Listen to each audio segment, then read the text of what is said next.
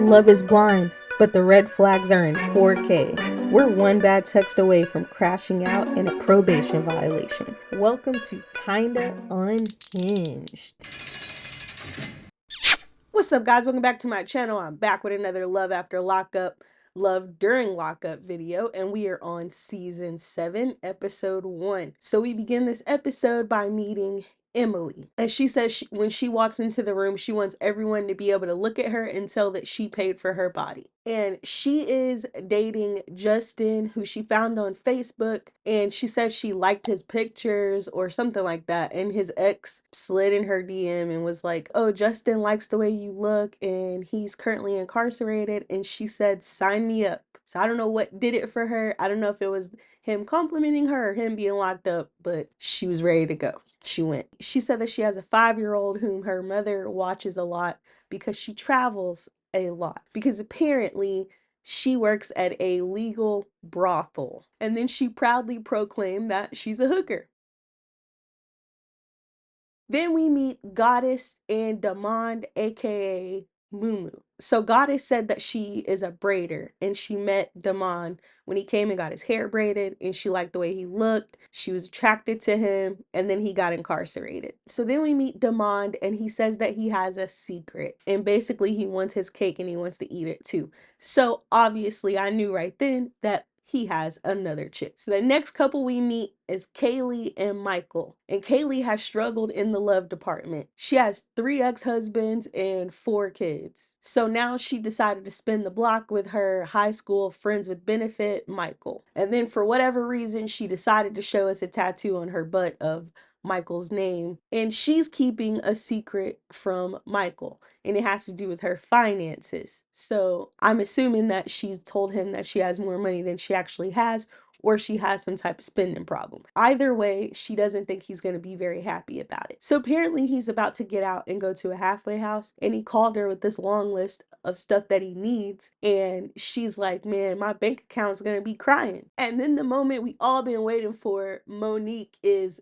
back. So of course they had to go down memory lane. Maybe I should call it Nightmare Alley, and recap her relationship with Derek. And she said that she never thought that she would be talking to another inmate. And since she's broken up with Derek, she has lost 100 pounds and she's thriving apparently.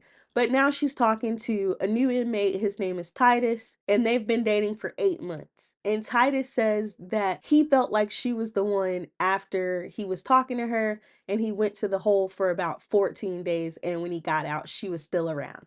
And the bar is literally in hell. Like 14 days? Come on, man.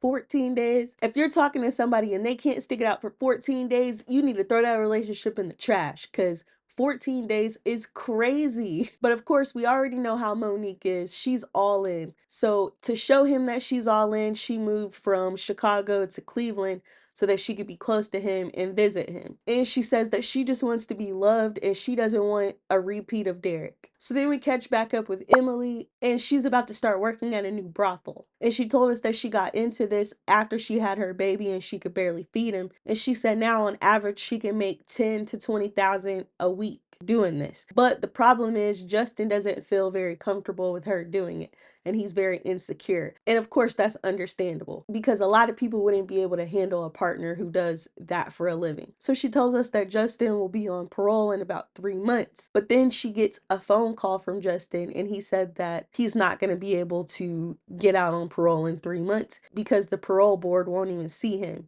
because of his misconduct. Because apparently he gets into a lot of fights and that's catching up to him. So then we get a scene with Goddess, and she's telling us that Damond has 4 kids and she has 2 kids. And we meet her daughter's father and his father. And she said that now her relationship with her daughter's father is like a brother and sister relationship, and she views his father as her father, and he's like her support system. So she gets a call from Demond while they're there. And the dad asked his son, how do you feel about this guy that Goddess is talking to? And he's like, I mean, I don't know him. I'd have to meet him first, before I would be comfortable with him being around my daughter. So the dad calls over to Goddess and he's like, hey, can you introduce Gerard to your new boyfriend? And she asked Demond if she can introduce him to Gerard. He said, I think a proper introduction has to be done in person. And the dad's like, I mean, I can respect that, but at the same time, like, that's a red flag. Like, you can't even say hi. And when Goddess gets off the phone, the dad's like, well, how much do you know about him? And she tells him, he's got 4 kids with 4 different women. And the dad's like, you don't see that as a red flag?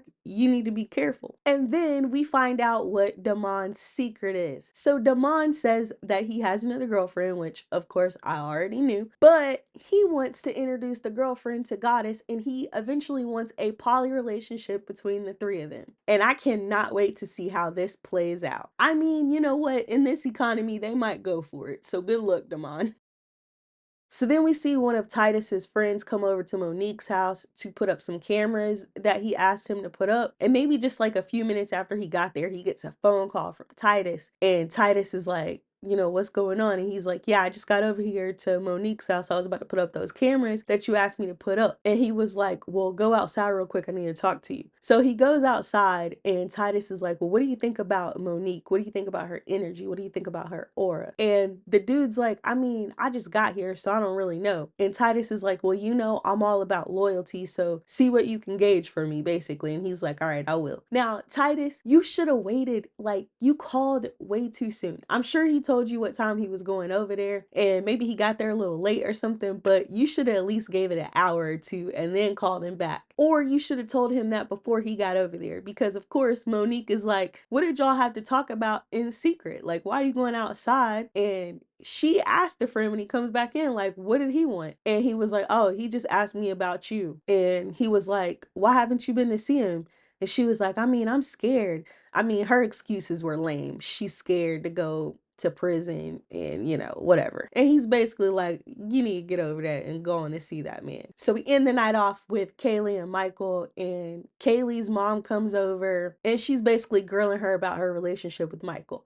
And one of Kaylee's brothers is also there. And he says, well, what about your track record with men? Like, what have you shown her? And I was like, dang, okay. And then Kaylee gives us a rundown about her mom. Basically, her mom had a gambling addiction and she wasn't a very good mom. And then Kaylee says that she has sent Michael a total of $42,000 since he's been locked up. And then we end the episode with Michael calling his mom, and he asks his mom how much does he have in his bank account, and she says 14,000 and some change. Michael said he's good with his money and he watches every penny. So basically he's been funneling the money that Kaylee sent and putting it in a bank account, and he told his mom not to tell Kaylee about it. But that was pretty much it for this episode. You guys let me know what y'all thought about it in the comments down below. Thank you so much for watching. If you want more Love After Lockup content, then go ahead and subscribe, and I will see you in the next one.